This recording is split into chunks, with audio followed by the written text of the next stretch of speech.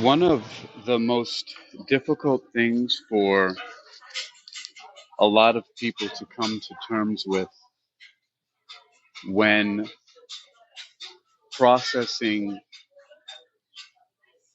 thanatophobia or working in thanatophobology. So all that means is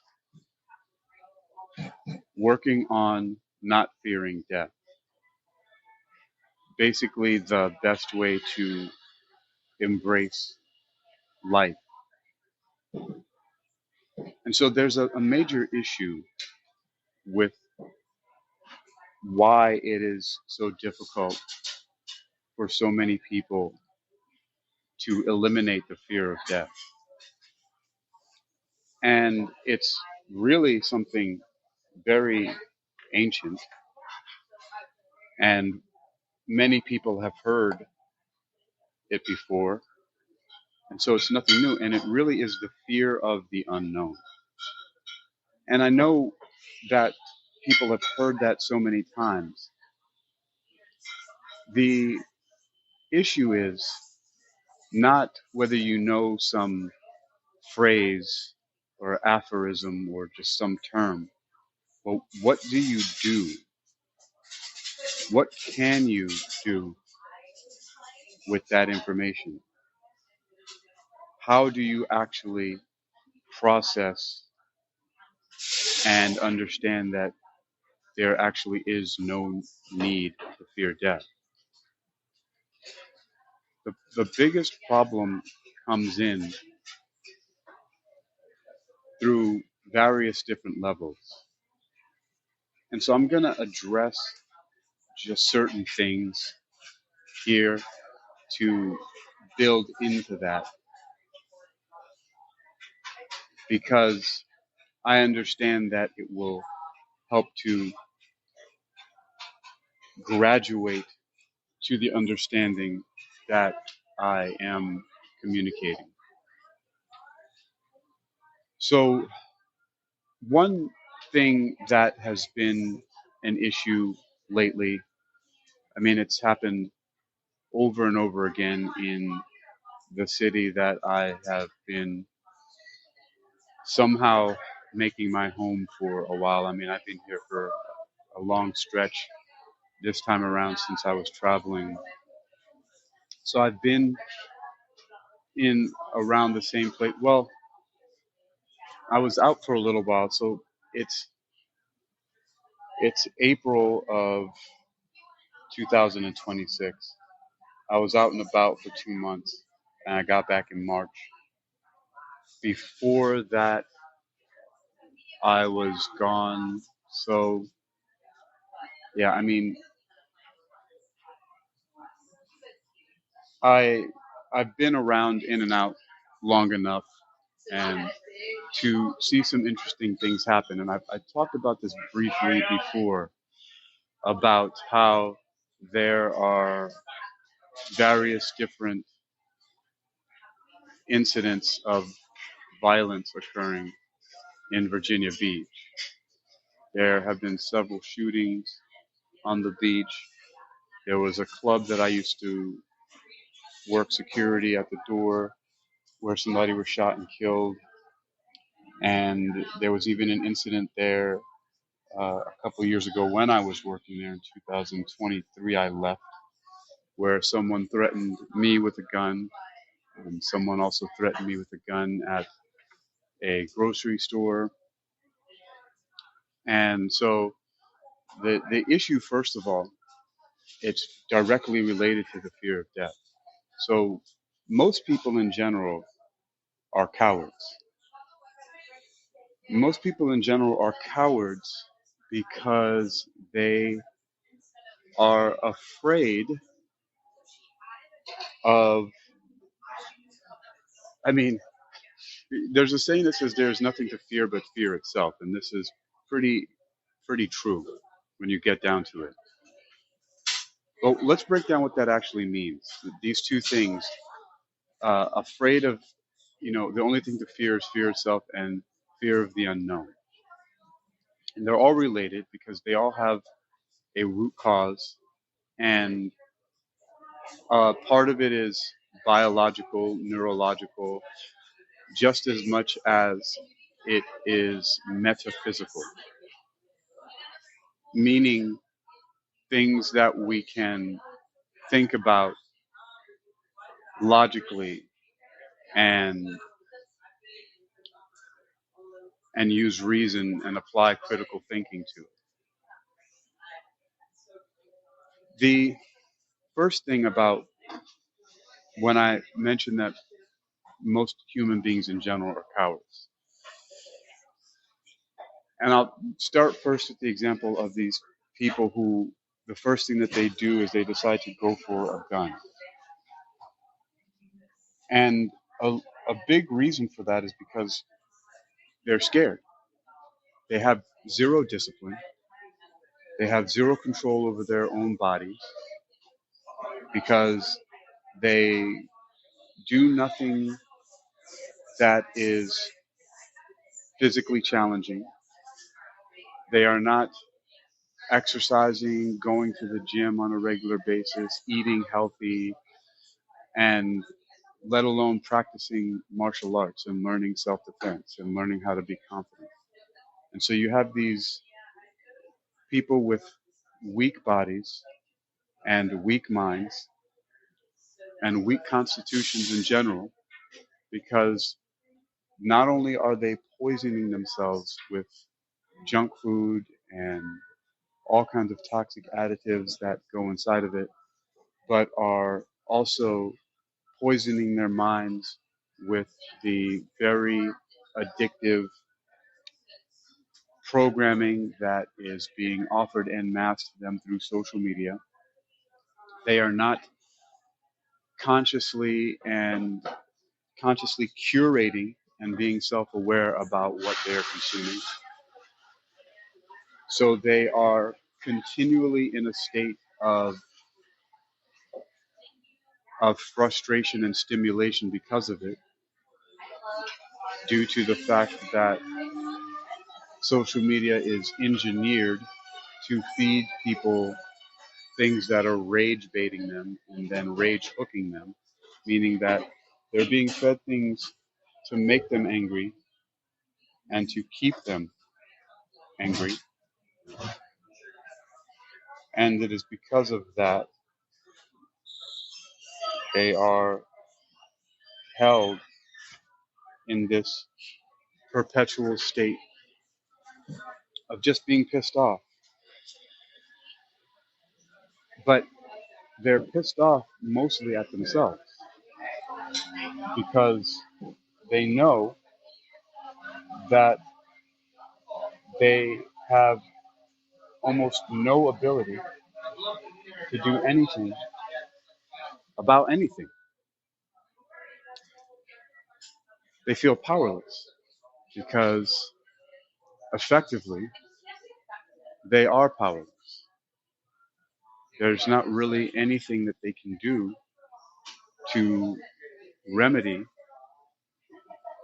or have any part of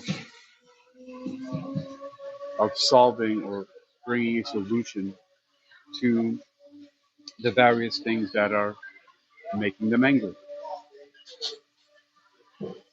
And one of the most compelling ways to describe how this is actually comes down to the perspective of a martial artist, in every sense of the word, martial being of or pertaining to war. So from every level to from a soldier in a military and on the battlefield to a person who competes in martial arts competitions, and then also to uh, scope to sports combat organizations like wrestling, or even some small schools that may have boxing teams and things like that, right? So all of that competition. Now, for someone who is self-aware and who trains consistently and diligently, who engages in sparring and competition, will understand that at some point in time, sometimes by their coach, sometimes by their teammates, sometimes in competition, that they will be bested. They will be beaten. Somebody will take them out. And if you don't evolve yourself, this can be very debilitating. People get humiliated. They don't want to continue training, or some keep on going. Sometimes it happens to people very early on, and that's where they stop and they don't do it anymore because they just have zero tolerance for losing. Even if it's a competition, they don't understand that. And this is part of the reason why they don't develop the resilience and the self control to be able to manage their emotions, and why they remain weak and scared and cowardly, and end up these kind of people who the first thing that they feel like doing is reaching for a gun because they have no other recourse, because they just don't continue to train, and they haven't internalized or processed the understanding that that's something that's going to happen. Sometimes you get beaten in competition. Sometimes you get pinned. Sometimes you get knocked out. Sometimes you have to tap to submit.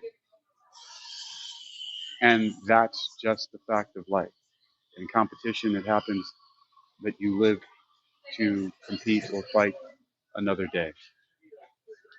And this is very intolerable for a lot of people.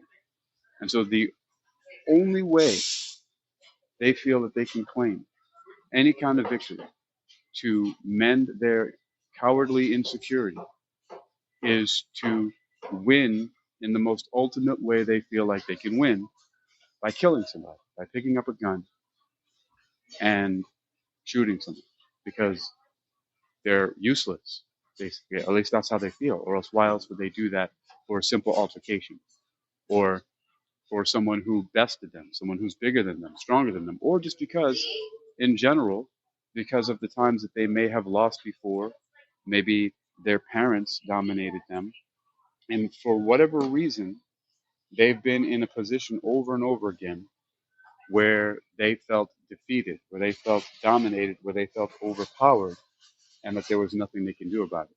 And admittedly, a lot of this has happened when they were at home. A lot of people have really screwed up lives at home. And so this is one of the main reasons why these things perpetuate, because they are constantly feeling as if they are being dominated. And when it happens out on the street, the only thing and the only way they feel like they can take back their dignity, if they even had it in the first place, is by killing someone, by shooting someone, by showing I'm better because I got you with this gun.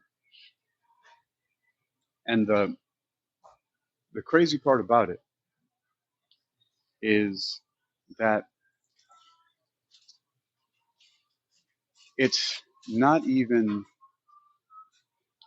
a real true victory, because they are only going to compound that feeling of insecurity, because they will still know that they didn't really do anything, that anybody can pull a gun, and that the fact of the matter is they're going to have to hide from the authorities, and, or be on the run, and they can't really let anybody know. It's not like it's something they can go around bragging about to everybody if they did that. And then who's to even say if they are able to even, or if they are able to even process that psychological impact of taking somebody's life? Like, people aren't prepared for that. And so then now they're defeated because they feel guilty, they feel scared, they're on the run, they might be, they might be apprehended. But then also, this circles back to the entire fear of death conversation in the first place, because they know that at some point in time, in some way, shape, or form, if it's not from an act of vengeance from someone who knows the person that they murdered, basically, if they don't have an act of vengeance that comes back upon them from that, then they feel like, because most people, whether they consider themselves to be atheist or not, or religious or not, most people are oppressed by the unknown of what comes in the afterlife. And this comes from and it stems from religious dogma of a creator being that will punish you for things that you've done in life. And so the underlying fear that a lot of people have who do commit criminal acts, like murdering somebody or shooting somebody and things like that, is that when they die, they're going to be judged for that. And that part of that judgment has to do with an eternal punishment. And they don't know. This is the biggest problem because they're not making a decision about something, about what that means, about what they stand for, about where they are and who they are in life. And so, for example, if they have not decided on either finding comfort in a particular religion, and I'm specifically talking here about the Abrahamic religions, where we have the idea of eternal punishment. If they have not decided on one of those and have not decided to take the path where, for example, in Christianity, the consensus is that if you believe in Jesus Christ and believe that he had died to pay for all of your sins, and you believe this fervently, and you take Jesus into your heart, then you will be forgiven, and that is the pathway to heaven. That he's your intercessor. That his blood, his sacrifice was for you, and all you have to do is put your belief into Jesus, and that will cleanse you. But even with that very clear path drawn out for a lot of people, there's still a lot of uncertainty about it. And there's a lot of uncertainty about whether or not they actually are even as faithful as necessary to be for them to guarantee their trip to heaven. Again, it's the fear of the unknown, it's this uncertainty. And it's this uncertainty that has a lot to do with fear, right? Because uncertainty is unknown, right? And going back to the idea in martial arts of that, there's a saying that there's always going to be somebody bigger and badder than you. Somebody's always going to be able to beat you, no matter what, no matter who you are, right? Even the people who've gone into fights and been undefeated, like, for example, Hickson Gracie or Benny the Jet Uriquidez. If they were to go to deviate and go into some other kind of sports, maybe, not not saying this is a fact, but it's possible that if Benny the Jet at his prime went into MMA, he could have been beaten. It's possible that Hickson Gracie, if he went into some of that combat sports organizations in MMA, that he can been beaten, right? It's possible that Morihei Ueshiba, not Morihei Ueshiba, I'm thinking of Miyamoto Musashi, who supposedly was undefeated in all of his sword duels. It's possible in other circumstances that he could have been, if somebody pulled out a gun, right? All I'm saying is that this is a fact of the matter. You could be part of a military organization that's dominant, and you could still get killed, or that military can be defeated. There's always that potential, and it has to be accepted that it's possible.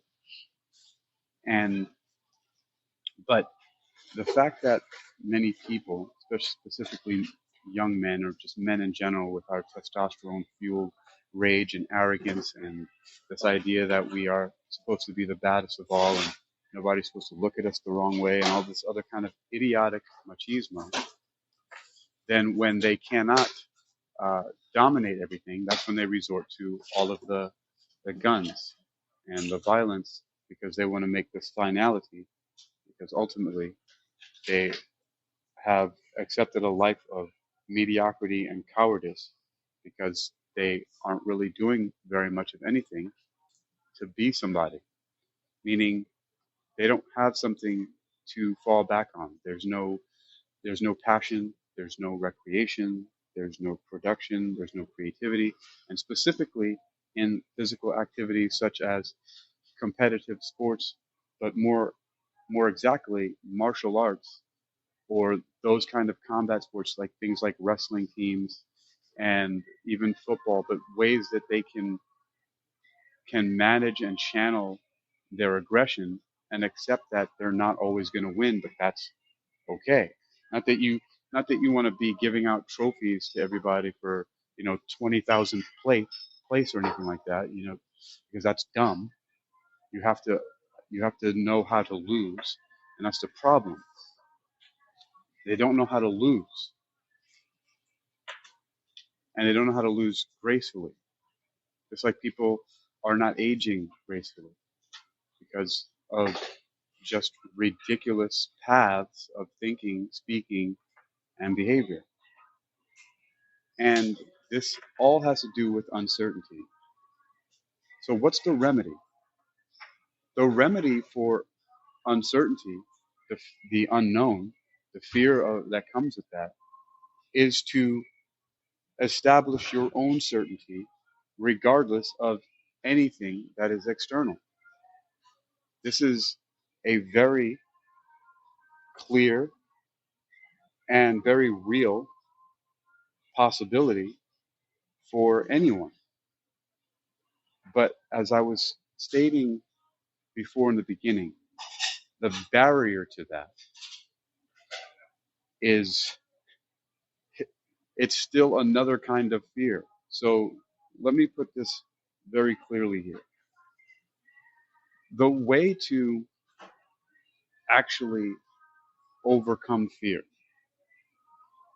is very closely related to, I was talking about people who, even though there's a clear path for faith in, for example, Jesus Christ, that people have in Christianity, even if people know this and they understand the path forward through that way, even when they would go to church, they would be baptized, all that, because they are still even uncertain of that. No one has been able to help them to be certain of it. They still have doubts, and that is the reason why fear persists, because they are not completely and absolutely certain that that is the truth, because there are so many competing ideas everywhere. You will talk to, if you go to a Jewish rabbi, if you go to a Muslim imam, you go to a Catholic priest, they're all going to tell you that there are different ways to arrive at this point of eternal salvation. And beyond that, there are so many factions and sects and denominations that it's bewildering and overwhelming to many people. So they have no clear path, and there's always going to be uncertainty. This is why the certainty cannot come from anything external, or at least what is perceived to be external, because the understanding that I've logically proven through the eternality axiom is that there really is no such thing ultimately as internal and external when you know and understand that the fundamental nature of reality is eternal. But before even approaching that, the first understanding is that uncertainty, even when there's a clear path given to people of faith, specifically Christianity. Believe in Jesus. He died for your sins. That's it. But there's still uncertainty there, even as simple as that is. The way to eliminate the uncertainty is not through external validation. It's not through petition. It's not in a system such as that. People will argue, they'll fight, they'll get angry at you, they'll even want to hurt you, excommunicate you, ostracize you if they fervently believe that to a certain extent. But even then, they don't. So why would they be so mad about it? The position to take is to first understand that the fundamental nature of reality is eternal,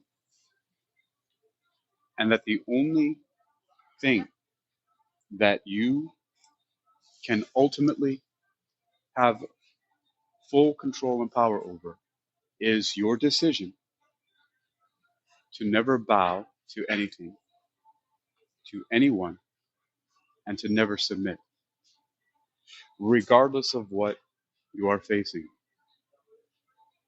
Now, it seems like it might be similar to what some of these people who want to pick up guns and shoot people think they are doing. They think that they are winning by taking someone's life with a firearm. They feel like they're not bowing, they're not submitting because they came out on top because they're still alive, and the person that disrespected them is now gone. But again, they have to continue to live with that. They have to live with the fear, the guilt, the shame, the fact that they may not be able to go on, and what's going to happen to them in the afterlife. So again, they have to understand that you can actually take the position that it doesn't matter what happens in the afterlife, and that it's nothing to be afraid of. Because let's go to my very clear example that I can give certainly from myself, someone who absolutely lives without fear at all, because I've eliminated the final lock at the end of an eternal, of an almost seemingly eternal chain, which is the understanding that you have to take a position. And this is what I've come through my studies of what I'm calling athanatophobology, right? Being athanatophobic, meaning one who doesn't fear death. Athanatophobia is fearlessness in the face of death. Thanatophobia is the fear of death. Thanatophobia, I am asserting, is something that is pan-memic, like a meme, right? It's pan-memic. It's in almost all people's minds. And the solution that I've come to is that you first of all have to understand you're an eternal being, and whether or not you retain something like a residual self-image, and you have like a similar consciousness when you leave this body and go on, or if it just kind of dissipates and dissolves into the ether or whatever.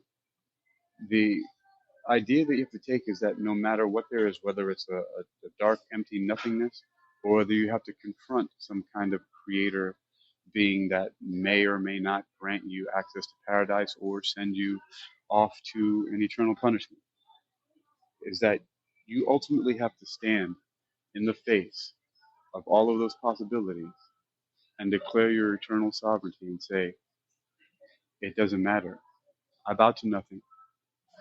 I bow to no one, and I will never submit to you. And the issue here is that we come up against the same problem that many people come up with clear paths to salvation in Christianity, that they're not certain. People are just not certain. Will this work or will it not work? And I'm telling you that regardless of it, if you take the path of, of thinking and believing and that Jesus will be the way that you get to heaven and everlasting peace with the Father and the throne and all that, or if you take my path that is internal, and I don't even know, I can't really say it's not my path, it's a path that I've determined, but which is that it's in a lot of ways it is an eternal defiance. It is a certain decisive position to take that, again, still has its roots in fear.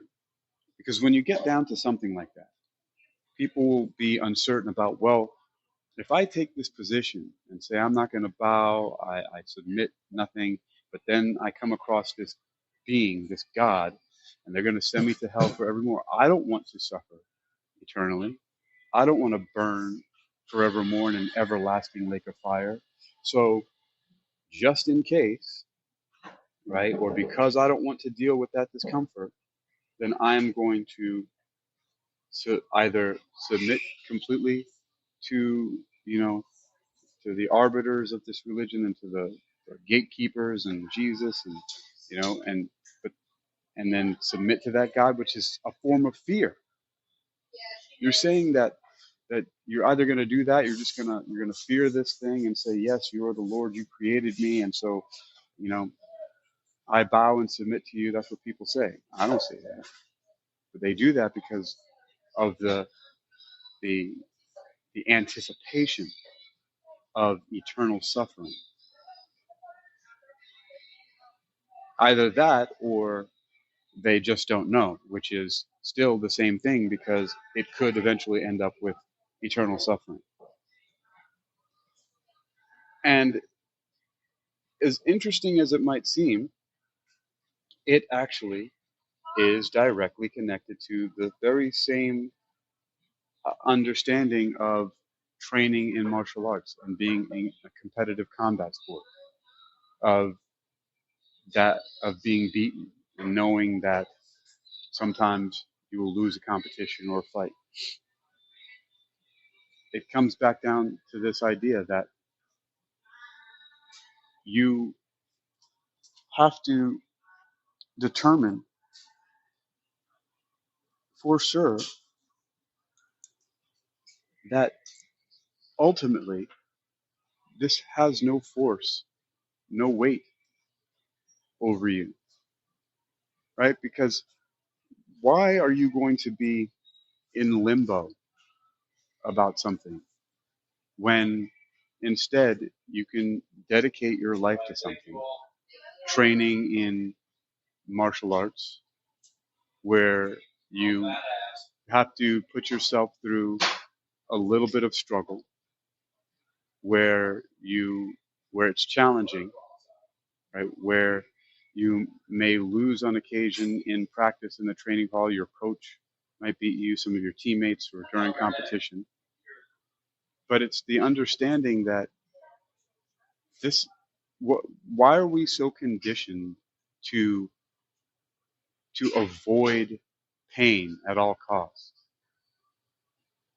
When a lot of times the confrontation, the deliberate processing of the the the facing of pain head on actually creates a state in which more pleasure is derived. You actually can become much more resilient by allowing yourself to experience some pain. But let me move back on track here, right?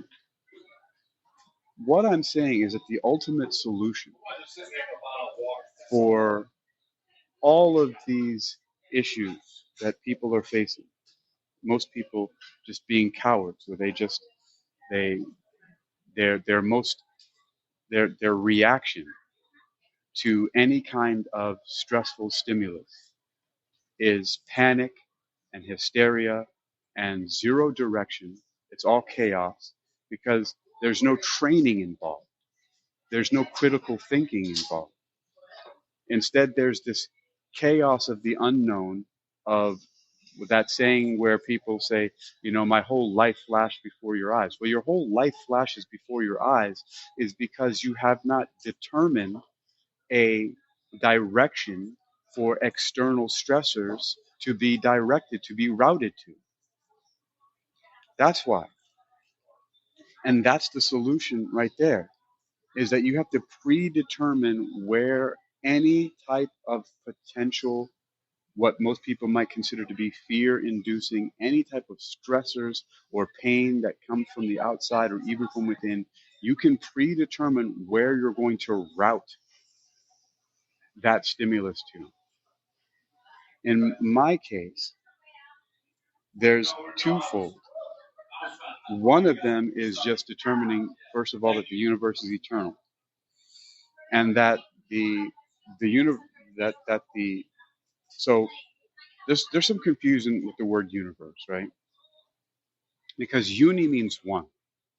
So, but what often happens is that physicists call our universe, they give it that name, universe. This is our universe, and it's the known observable universe, right?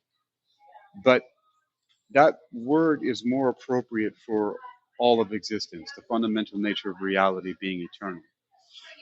But what happens is that what we need to look at is another idea from science, from cosmology, which is the multiverse, right? So this particular universe is just one specific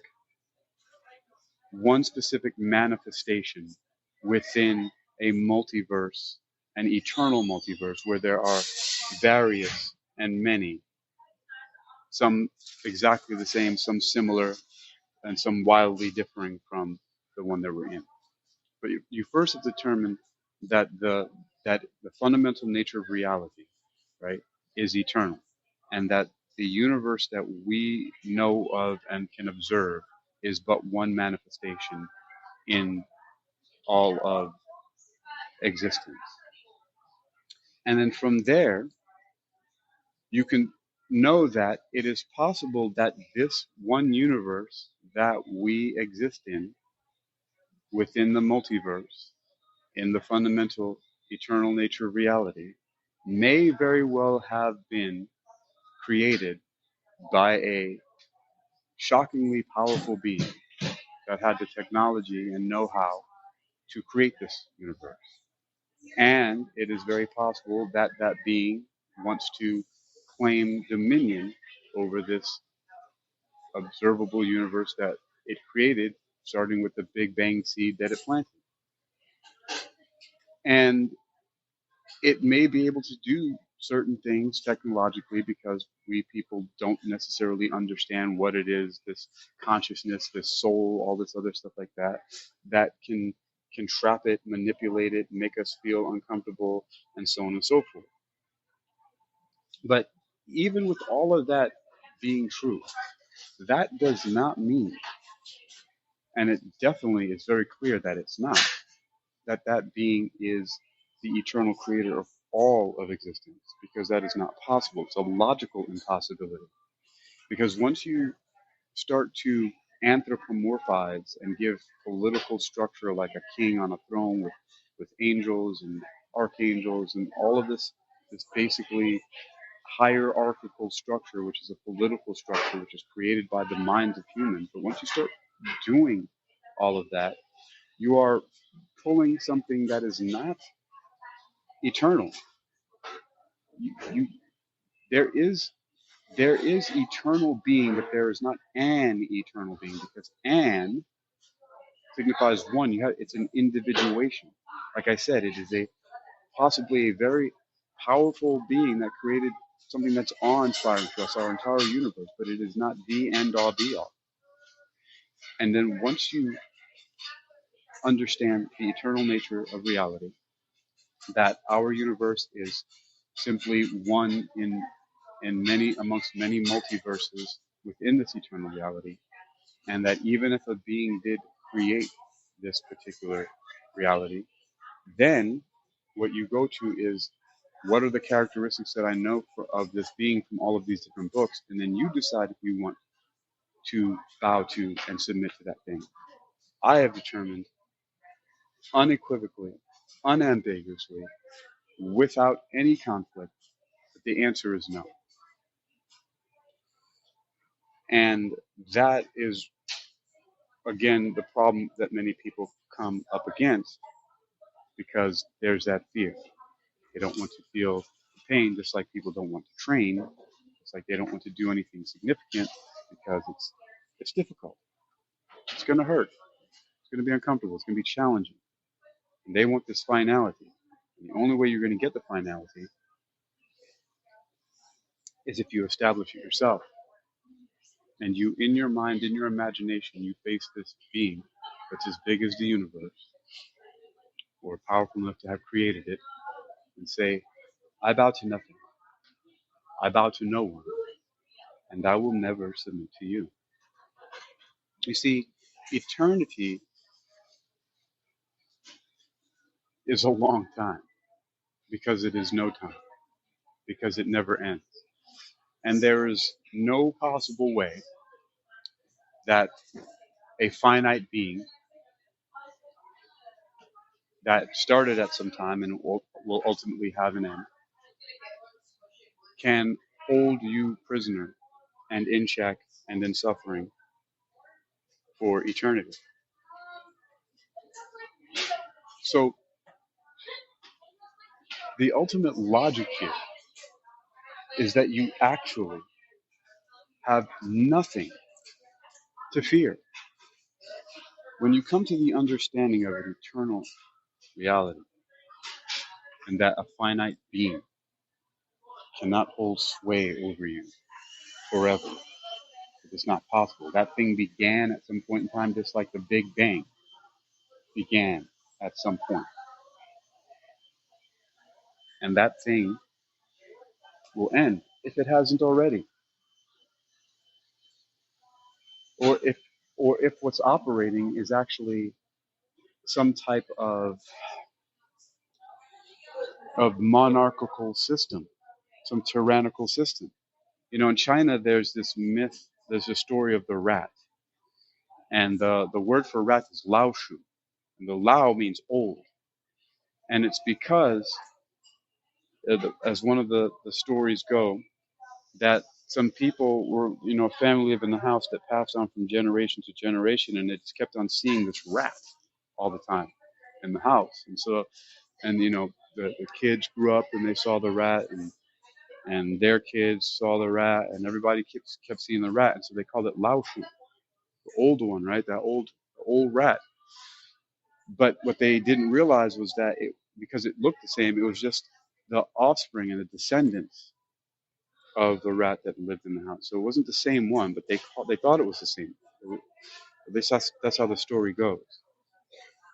And that could very well be the same for whatever being you want to call it, Allah, Yahweh, Jehovah, the God of this universe, because it is, if at all, only the God of this universe. Or maybe it created other ones. Who knows?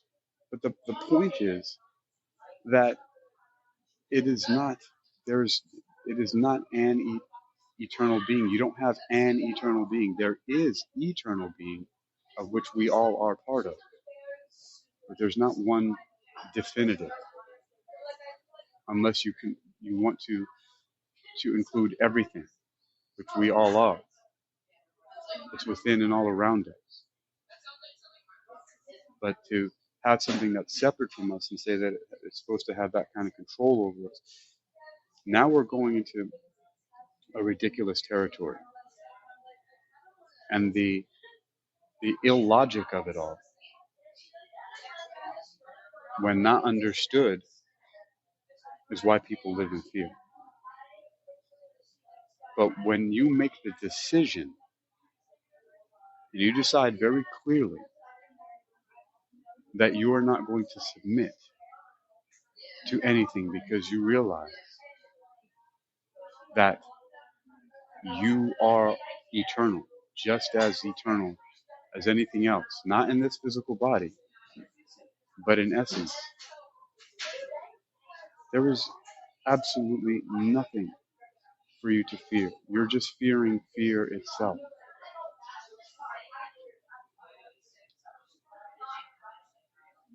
And it's completely illogical. But the good old verifiers, with their intrusion vector, which is the tool of the global brainwashing agenda that the verifiers have forced upon humanity on this planet. I'm not sure if the verifiers are agents of this being, this entity, or its dynasty, its monarchy, its lineage. But what I do know is that fear in any way, shape, or form is not productive or helpful for anyone. Now, that's not to say that when I mentioned earlier but didn't describe, it's not to say that the biological and neurological effects that our body has when we are in stressful emergency situations, that those things are not useful. It's just that the cloud of chaos of thoughts that go along with it are not necessary. You can still just so I've used this example before, but there was a Secret Service agent named Tim McCarthy who in March, I think 31st of 1981, jumped in front of a bullet to shield, or a couple of bullets to shield the then president, and he took a bullet to the belly. The president was Ronald Reagan, the then President Ronald Reagan. And he got shot. I think Ronald Reagan also did get something in the shoulder or something like that. But he shielded him. Now, the one thing that he did through his rigorous and intense training was even though he felt the fear, he jumped in front of the bullet anyway. So basically, there was that energy stimulus that he felt, that fear, that inside of his body, and instead of moving out of the way to protect and to duck and cover for himself, he moved in front of the bullet, which is not something that we would normally do because it's self-preservation. But self-preservation and fear do not have to be the same thing, because you can logically and intelligently know, right, as a soldier, as a warrior, that there's a reason for ducking and cover, retreating, reloading, and all these things like that. So that you can do that without being afraid of it. What I am insisting is that the fear part is inefficient and that you can replace it with your own pre-programmed scenario of emotional charge that you pre-script, that you incubate, and you make ready to be in place of what normally would be in place of where your thoughts go. Like that whole idea I talk about often now is the person's whole life flashes before their eyes. What that really means is that the person has all these unresolved issues, the potential regrets, the people they're going to miss, the people that are going to miss them, these things that are unfinished. And then what's going to happen to them when they die? Like, oh my God, am I going to go to hell? What's going to happen? Like, it's again the fear of the unknown. That's what the whole life flashing before the eyes thing is. And again, this comes back full circle to what I'm talking about. The ultimate remedy is that you have to make a decision that none of that matters. And one thing that you can do psychologically now is to incubate a certain scenario in which the shock, the external stimuli, the stressors, the potential fear-inducing events, where what is going to be activated when these things happen. Earthquakes, lightning strikes, tornadoes, hurricanes, terrorist attacks, explosions, volcanic eruptions, right? Car accidents, falling, all of these things, right? Being confronted by attackers. Where does do your thoughts go? You see, you can predetermine what is going to be played, right? Just like a movie or a song, when you press play, right? That's how you press play to listen to this recording. You can determine what is going to be played, basically by determining what is in your VCR player, what is in your DVD player, your Blu-ray player, your MP3 player, what is on your device, what is queued up to be played, right?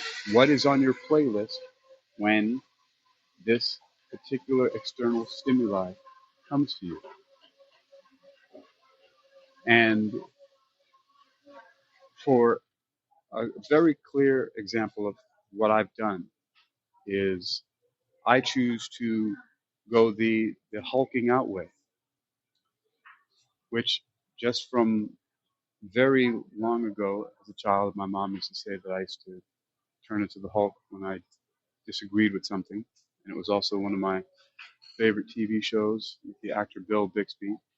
But the idea is very clear.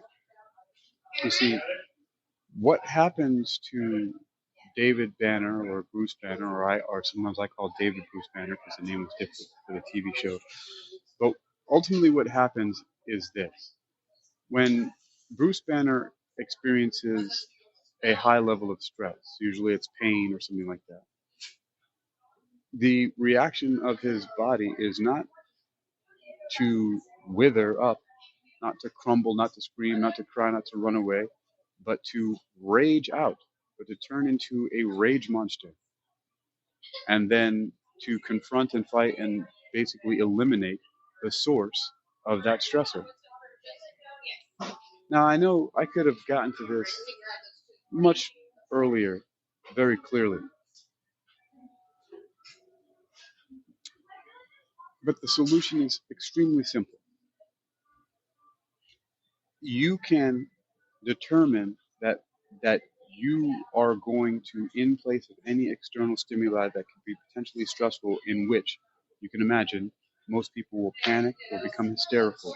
They will scream, they will cry, they will run away, they will cower, they will freeze, they will all manner of things, push other people in the way, like all manner of cowardly things, because they have not trained, focused, and determined where that external stimulus is going to go, right? Like a person who trains in martial arts, there are various different things that you can do. There are attacks and counterattacks. There are ways to escape from certain submissions. There are ways to block certain kicks and punches, or to move out of the way and to parry and to escape, and all of these other things that you do tactically, but because you've trained, because it becomes second nature, because it becomes part of your responses rather than just a nervous reaction, right? An unconscious reaction rather than a subconsciously programmed response.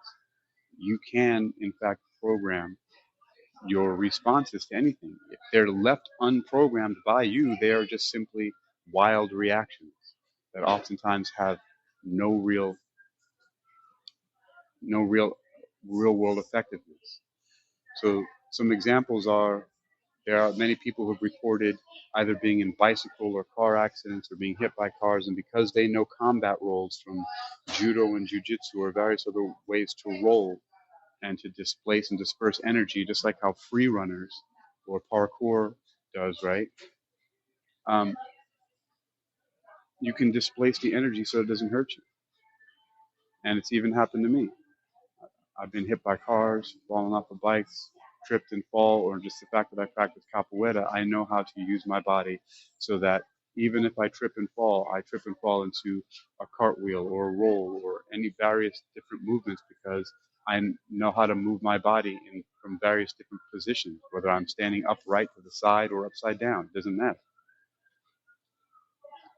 And that is because of training. I've predetermined what is going to happen with my body when confronted with these various stimuli, whether I'm pushed, shoved, tripped, whatever, struck.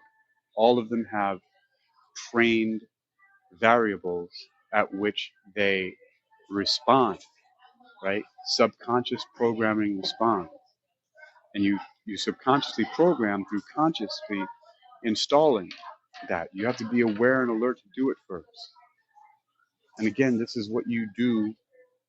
You determine that your response to external stressors, attacks, stimuli, all those things that would potentially cause panic and hysteria and all those fear responses that most people have because they're uncertain, you can determine right away that your response is going to be an absolutely controlled fury and rage that's ready to attack and or confront and or respond to the situation or the stimulus at hand that is causing that kind of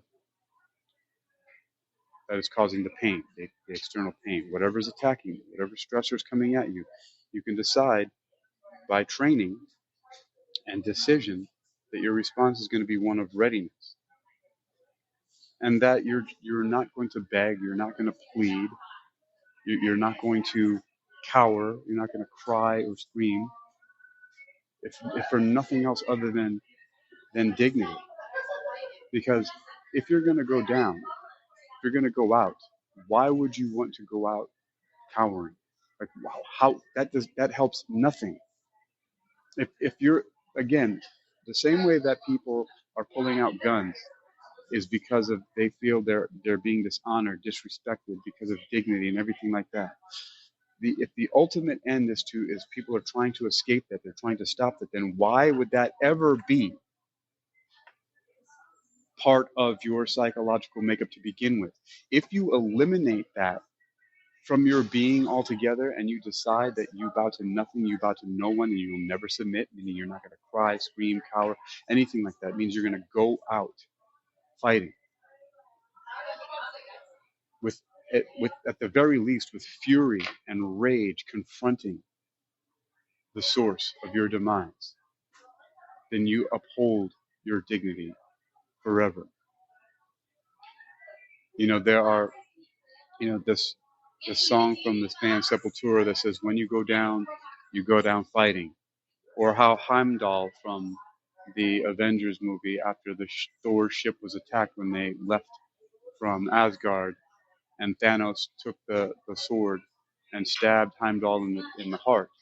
Heimdall didn't cry, scream, plead, beg, even though he was down and he was going to die. He just looked Thanos straight in the face and gave him a mean look, like, F you. You're killing me, but you haven't won because I didn't submit to you. You haven't really beaten me on an eternal level. That's the determination that you have to make. That even in the face of Thanos, which interestingly his name seems to be derived from Thanatos, the Greek god of death, is where we get the word thanatology, the study of death and dying, in which thanatophobia, the fear of death, comes from, in which the athanatophobia is not fearing death, and my study, athanatophobology, the study of not fearing death, is all derived from. But he stood his ground. That is the ultimate decision that you have to make, no matter what you are faced with, whether it be here in this life or whatever potentially comes afterwards. Once you make the decision that you bow to nothing and that you bow to no one and you will never submit, that is the ultimate source of victory that you can have, that you determine on your own. It is a radical declaration of eternal sovereignty. You do not seek anything outside of yourself for this. You do not seek, there is nothing that you must petition to. There is no one that you will petition to. There is nothing absolutely that you have to beg, cower, or fear from. You determine that. That is what reality is. Reality is the same word as royalty when you look at it etymologically. And the only way that you can actually be the ultimate royalty and to go into God mode for yourself is by completely eliminating fear through your eternal declaration of sovereignty. Bow to nothing. Bow to no one. and always maintain your throne of power. I am Hakeem Ali-Bocas Alexander.